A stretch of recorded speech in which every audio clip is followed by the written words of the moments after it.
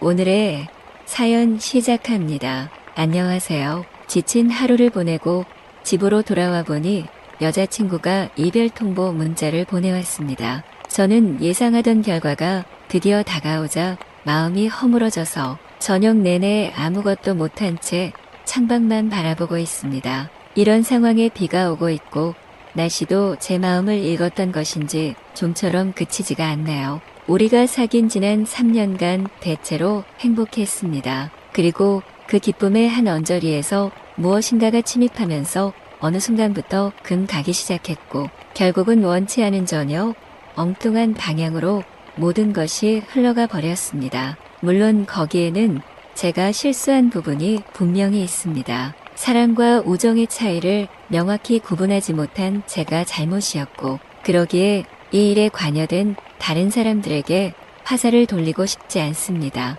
그러니까 지금부터 석 달 전 제가 한 여자를 거리에서 우연히 마주치면서 상황이 시작되었습니다. 그녀는 제가 오래전부터 가입해서 활동하던 동호회 회원이었지요. 그녀는 제가 한동안 그 모임에 나가지 않아서 제 소식이 궁금했다며 아주 반가워했습니다. 그때 저는 뭔가 아주 상쾌하고 기분 좋은 바람이 머리를 식혀주는 느낌이 들어서 즐겁게 그녀와 안부를 묻고 헤어졌습니다. 이후로 그녀의 이끌림으로 그 모임에 다시 나가게 되었고 매주 그녀를 다시 만나게 되었습니다. 그녀는 영화 감상 모임에서 조용히 구석에 앉아서 할 말만 하고 실속 있게 자기 시간을 알차게 보내는 사람이었고 그런 모습이 제게는 아주 인상적이었습니다. 어떤 사람일지 좀 더 상세히 알고 싶었고 무슨 영화를 주로 보는지 등등 사소한 모든 것이 궁금해지기 시작했습니다.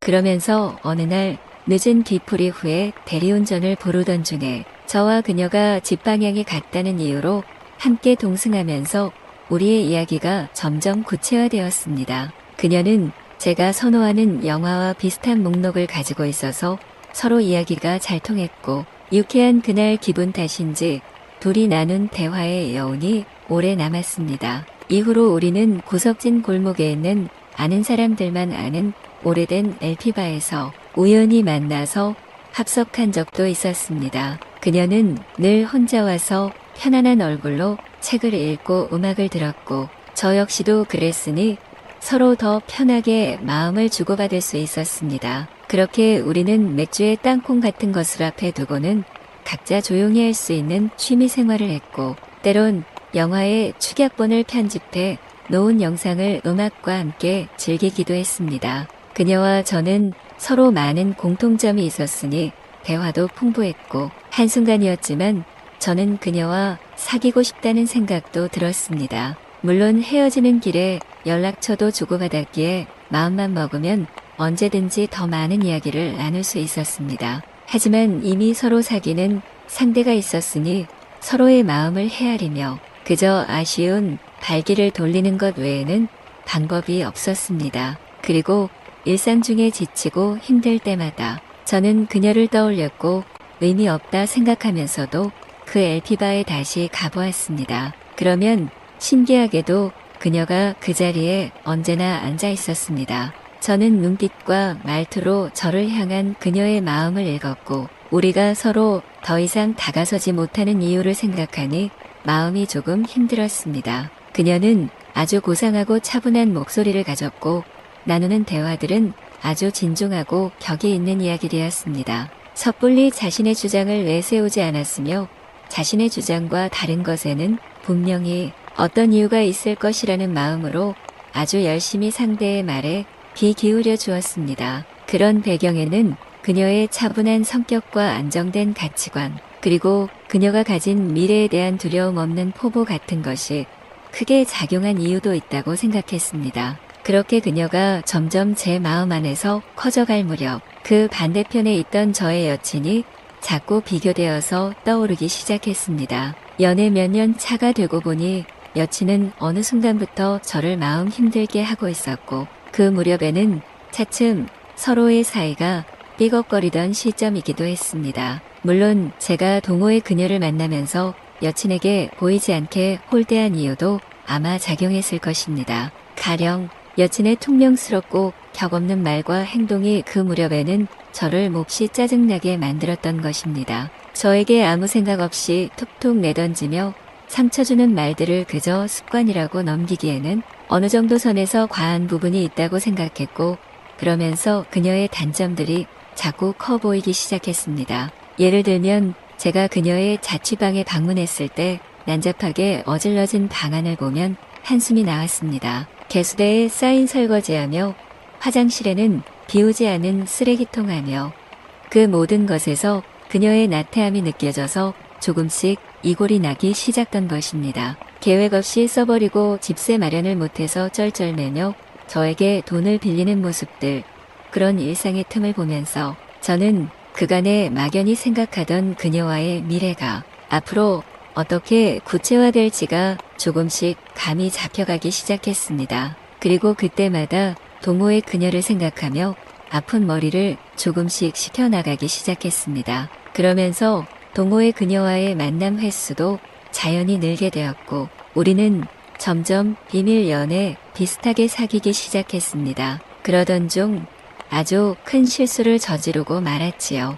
여친에게 보낼 문자를 실수로 동호의 그녀에게 보내버리고 만 것입니다. 결국은 그것이 화근이 되어 여친과 심하게 싸우기 시작했고, 서로 상처 주는 말을 하며 몇 달을 끌다가 마침내 그녀가 다른 남자를 만나면서 모든 상황이 정리된 것입니다. 더 어이없는 것은 그 무렵에 동호의 그녀는 저와 달리 자신의 연인과 더 사이가 좋아져 갔습니다. 우리가 만남을 이어가는 동안에도 그녀는 두어 번을 연인과 해외여행을 다녀오기도 했습니다. 끼고 있던 약속 반지는 어느 틈에 아주 화려한 장식의 청혼 반지로 바뀌었고, 그녀는 저를 친구 이상으로 여기지 않는다는 것을 의식적으로 강조하기 시작했습니다. 그녀는 집에서 가져온 인테리어 잡지를 LP바에서 슬슬 보기 시작했고, 쇼핑 앱으로 커튼이며 침구의 가격대를 이리저리 알아보기 시작했습니다. 저는 여친과 싸운 후 머리를 식히러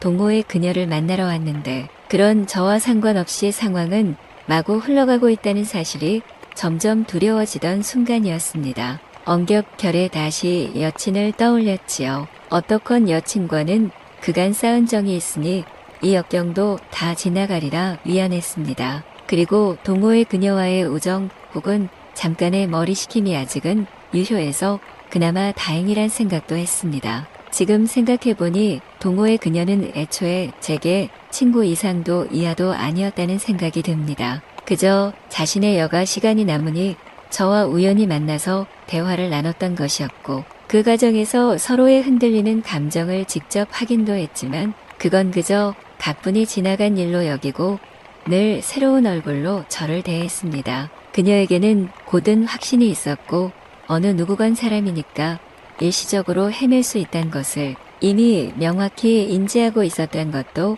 이제야 깨달아졌습니다. 그런 면에서 보자면 그녀는 참 똑똑하고 야무지게 자기 관리를 잘하는 사람인 거죠. 그리고 저는 동호의 그녀와의 사이를 들켜버린 후로 여친과 사이가 멀어졌고 결국은 깨졌습니다. 그리고 두 여자 모두 각자의 상대를 찾아서 행복해지러 갔습니다. 저만 남아서 내리는 빗줄기를 심하게 맞고 있는 느낌입니다.